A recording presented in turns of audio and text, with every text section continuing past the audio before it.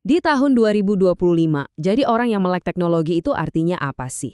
Jawabannya mungkin bakal bikin kaget, soalnya ini bukan lagi tentang bisa ngetik cepat atau jago pakai aplikasi, tapi sesuatu yang jauh lebih mendasar.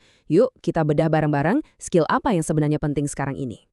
Pertanyaannya kedengeran simpel ya, tapi jawabannya sekarang ini jauh lebih rumit dari yang kita kira. Menjadi jago komputer itu bukan lagi sekedar jadi pengguna, tapi benar-benar paham cara main dan cara kerja di baliknya. Nah, kami nemu sesuatu yang menarik banget nih.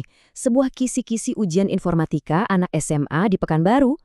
Awalnya sih kedengeran biasa aja ya, tapi pas kami telaah lebih dalam, wow, ini ternyata kayak peta jalan yang nunjukin skill digital apa aja yang bakal ngebentuk generasi masa depan.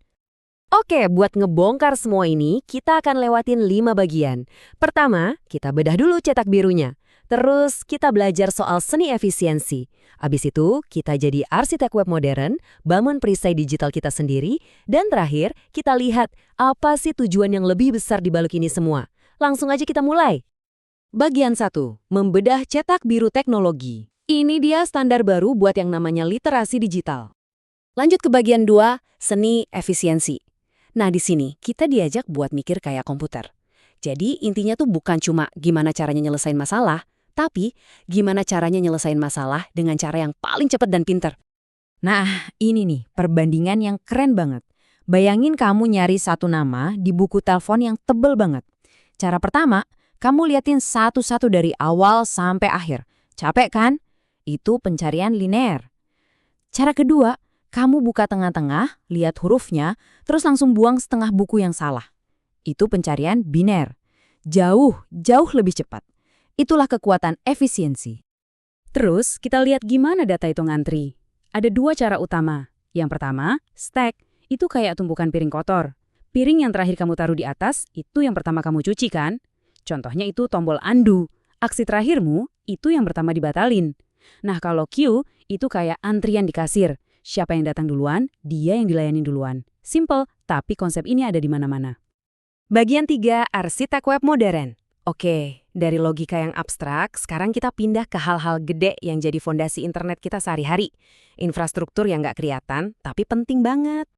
Sadar atau nggak, kamu mungkin pakai SaaS setiap hari. Ini tuh revolusi diam-diam yang mengubah cara kita kerja. Dulu kan harus install software macam-macam, sekarang cukup buka browser, semuanya udah ada di sana. Dan biar gampang bayangin ya, kurikulum ini ngasih contoh yang kita semua pasti tahu. Gmail, Google Drive itu contoh sempurna dari SaaS. Kamu nggak pernah kan install Gmail di komputermu, kamu cukup akses aja. Kekuatannya itu ada di cloud.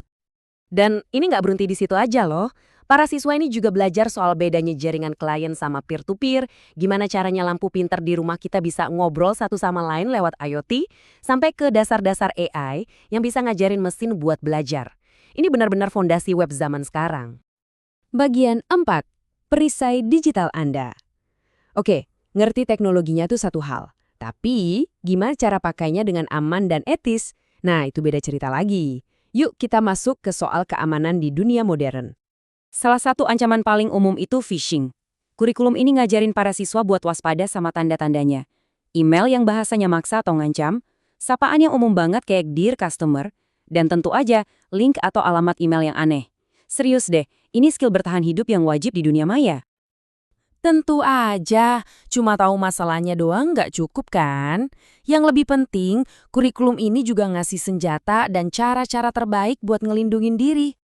Jadi, ini nih poin krusialnya. Autentikasi 2 faktor atau 2FA. Ini mungkin pertahanan terkuat kita setelah password. Jadi setelah masukin password, ada langkah kedua, yaitu masukin kode unik dari HP kita. Ini kayak nambahin satu lapis tembok lagi yang susah banget dijebol. Simple, tapi super efektif.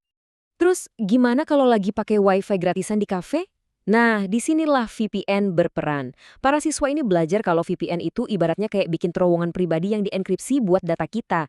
Jadi aman dari orang yang coba ngintip di jaringan publik. Bagian terakhir, melampaui nilai. Jadi, sebenarnya apa sih tujuan akhir dari semua ini? Jawabannya tuh lebih dari sekedar dapat nilai bagus di rapor. Dan slide ini nunjukin buktinya dengan jelas banget. Coba deh lihat grafiknya. Jumlah soal yang nguji soal menerapkan dan menganalisis itu jauh lebih banyak daripada soal yang cuma mengingat dan memahami. Fokusnya jelas, bukan hafalan, tapi gimana caranya mikir kritis. Kutipan dari tujuan pembelajarannya ini ngejelasin semuanya.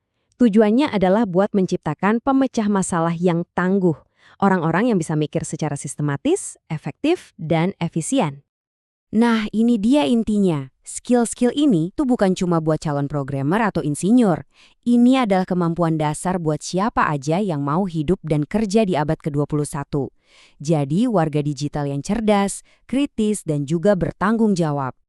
Kurikulum ini nyiapin sisma buat tantangan hari ini. Tapi kita semua tahu, teknologi itu lari kenceng banget. Definisi melek teknologi bakal terus berubah. Jadi pertanyaannya buat kita semua adalah, skill esensial apa lagi yang harus kita pelajari buat masa depan yang bahkan belum bisa kita bayangin?